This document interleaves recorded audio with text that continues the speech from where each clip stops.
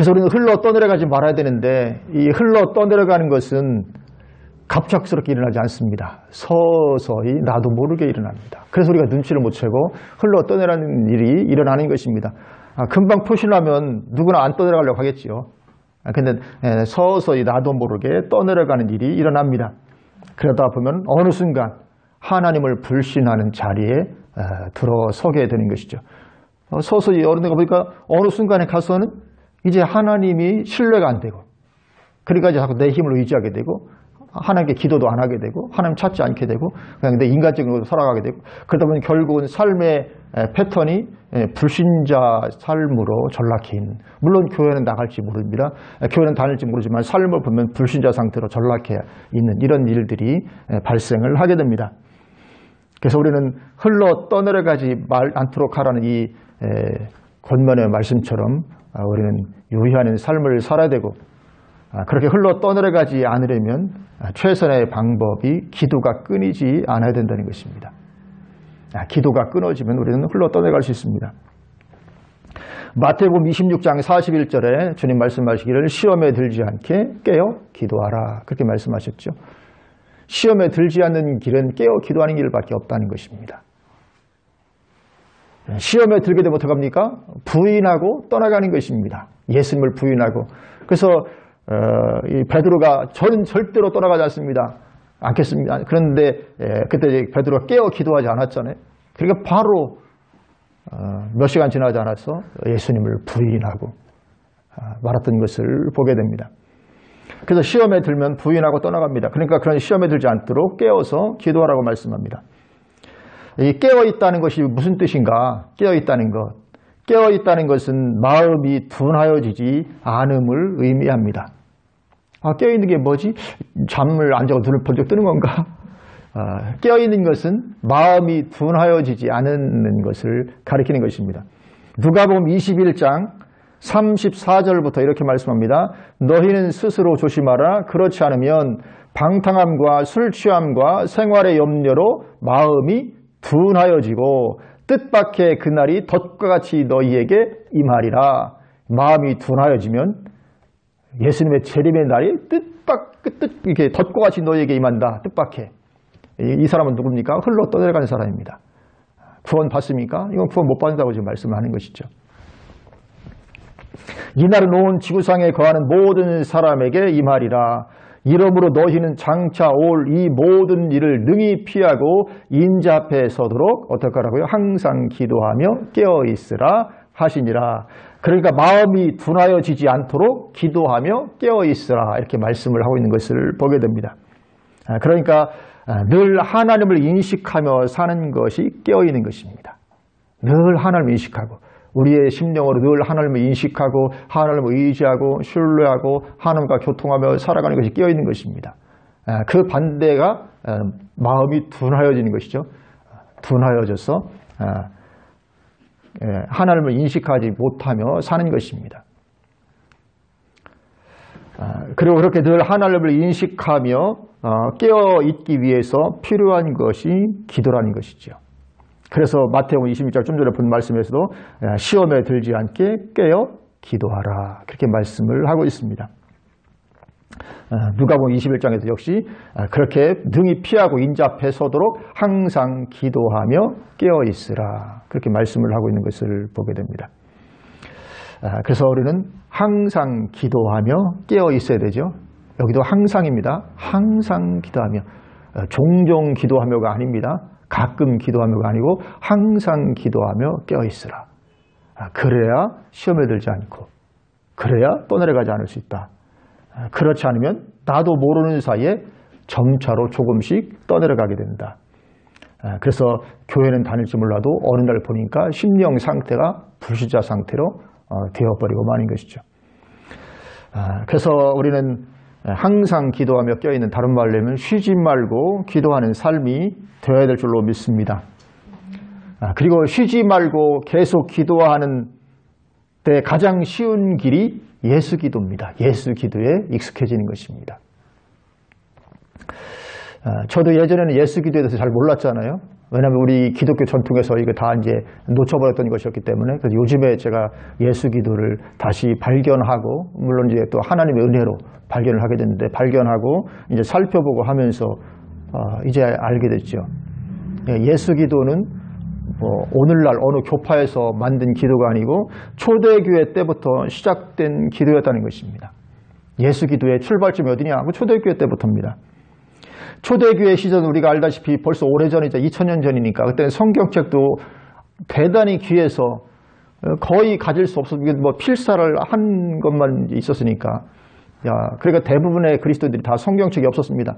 성경책도 없고 뭐 이러니까 그들은 근데 예수 이름의 중요성은 알았죠. 왜냐하면 예수 이름으로 구원받고 예수 이름으로 기도 응답받고, 주님께서도 그 예수 이름을 많이 강조하시니까 내 이름으로 구하라 뭐 이렇게. 그래서 초대교회 성도들은 예수 이름의 중요성을 알고 반복해서 예수의 이름을 부르는 기도를 했습니다. 그때 신앙이라는 게, 그렇죠. 신앙생활이라는 게 성경책 없으니까 뭐 묵상도 하기 어렵고, 예배나 가야 이제 말씀드리는 게 전부니까 늘 삶에서는 아는 것도 없잖아요. 근데 예수 이름이 중요하다는 걸 알죠. 그러니까 늘 예수 이름을 부르죠. 예수 이름을 반복적으로. 그래서 교회사의 일화에 보면 이런 이야기가 있습니다. 예수님께서 어느 날 어린아이 하나를 안고서 말씀하시네. 누구든지 이 어린아이와 같이 아니하면 결단코 천국에 들어가지 못하리라. 그러므로 이 아이처럼 자기를 낮추는 자가 천국에서 큰 자다. 그렇게 말씀을 하셨는데, 예수님께서 안았던 그 아이가 나중에 사도 요한의 제자가 되었다고 합니다. 사도 요한의 제자가 되고, 장성에서는 이제 안디옥에서 안디옥 교회에서 목회를 하게 되는데, 이름이 이그나티우스다. 교회에서 나오는 거죠. 일환데 이그나티우스. 그래서 이그나티우스가 목회를 하다가 그 당시 이제 로마에 의해서 굉장히 핍박이 심한 시절이었으니까 순교를 하게 됩니다. 사나운 맹수에 의해서 잡아먹히는 이제 순교를 하게 되는데, 그 로마 군사들이 이제 이그나티우스를 잡아서 끌고 이제 맹수에게 주려고 끌고 가는데, 이그나티우스가 계속 입으로 예수 이름을 부르다는 거예요. 계속 예수 그리스도, 예수 계속 반복해서 부르기를 끌고 가면서, 아니 당신 왜 그렇게 자꾸 계속 예수 이름을 부르냐. 그러니까 이그나티우스가 말하기를, 내 마음에는 예수 그리스도의 이름이 기록되어 있다. 그리고 나는 마음에 그분을 이렇게 보관하고 간직하고 내가 살아가기 때문에 내 입에서 계속 그분의 이름이 나오고 그분의 이름을 내가 고백한다. 그렇게 이야기를 하고 형장에 끌려가서 이제 맹수에 의해서 뜯어먹혀서 죽임을 당했는데, 놀랍게도 심장만, 맹수를 먹지 않고 심장만 그대로 보존이 됐다는 거예요.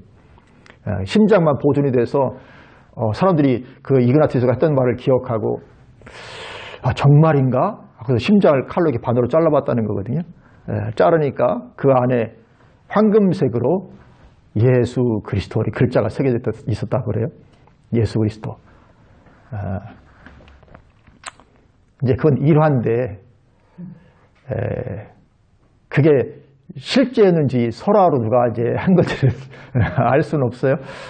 근데 중요한 그 심장 그것보다도 중요한 뭐냐면, 이그나티우스가 그때 안디옥 교회 감독이었는데, 그분이 계속해서 예수 그리스도 이름을 반복했다는 거죠. 이미 그 시절부터 예수 기도가 보편화됐다. 예수 기도라는 것은 예수님의 이름을 계속 반복해서 부른다고 해서 이름을 예수 기도로 붙인 거거든요. 계속 예수 그리스도를 찾는 거죠. 예수 이름을 부르는. 그래서 예수 기도라고 이름을 붙인 건데, 초대교회 때부터 이미 그렇게 예수 기도가 보편화되어 있었고, 그러고 나서 이제 313년에 로마가 드디어 기독교의 무릎을 꿇고 이제 콘스탄틴 대제가 기독교를 공인을 하게 되죠. 그러면서 이제 이방인들이 교회로 대거 몰려들게 되니까 교회가 변질되고 그때부터 이제 교회는 이제 변질과 타락을 겪게 되는데, 그래서 그때부터 이제 뭐 크리스마스, 뭐 부활절 달걀도 그렇고 여신 마리아 숭배도 그렇고 그때부터 다 이제 시작이 되게 되는데, 그러니까 순수한 신앙을 찾아서 사막으로 나아갔던 사람들이 있습니다. 그래서 우리가 사막의 교부라고 부르는데, 그래서 이 사막의 교부들이 이 예수 기도를 더 발전시키고 집중적으로 이런 기도를 그들이 했고, 그래서 그들은 그런 가운데 사막에서 이 기도를 통해서 성령의 불을 경험하게 됩니다. 그러니까 당시 성도들이 보면 교회에 가면 아무것도 없는데 사막에 가면 거기에 불이 있거든요. 성령의 불이. 그러니까 사막으로 많은 사람들이 몰려가게 되었고 그들의 가르침을 받았고 그러다가 이제 그곳에 수도원이 세워지게 되었고 이런 역사들이 있었죠. 그리고 수도원은 중세교회의 유일한 소망이었습니다. 중세교회가 완전히 타락했죠. 그래서 이제 종교개혁이 일어나게 됐는데, 그래서 중세교회의 유일한 희망이 있었다면 그것은 수도원입니다. 그나마 그래도 신앙을 지키고자 했던. 그리고 이 수도원 전통에서 예수 기도가 명맥이 끊이지 않고 유지가 되어 왔던 것이죠. 그래서 이 예수 기도가 우리가 쉬지 않고 기도하는데 아주 유용하다. 큰 도움이 된다. 그래서 우리도 예수 기도를 반복하면 놀라운 성령의 역사가 이곳에 임할 줄로 믿습니다. 그러면 이곳이 수도원이 되는 겁니다. 이것이 수도원이 되고, 왜냐하면 여기 성령의 역사가 있으면 사람들은 몰려오게 되어 있어요. 아니 사막까지도 갔다니까요. 사막까지 가는 게 얼마나 어렵겠습니까? 그래서 거기에 성령의 불이 있으니까 그냥 사막까지 사람들이 가서 가르침을 받고 뭐 이러는 거죠. 그래서 여기에 성령의 임재가 있기 시작하면 하나님께서 사람들을 보내게 되어 있죠. 그래서 우리가 사람들 성도가 몇 명 안 되네, 이건 전혀 신경 쓸 이유가 없고, 우리가 예수 기도를 반복하면서 그 은혜 가운데 들어가면 이제 예수 기도에 대해서는 제가 시간 날 때마다 좀 더 깊이 이렇게 좀 얘기를 할 기회가 있을 것인데, 그러면 놀라운 역사가 이곳에 임하고 마치 수도원과 같은 그런 은혜도 있게 될 줄로 믿습니다.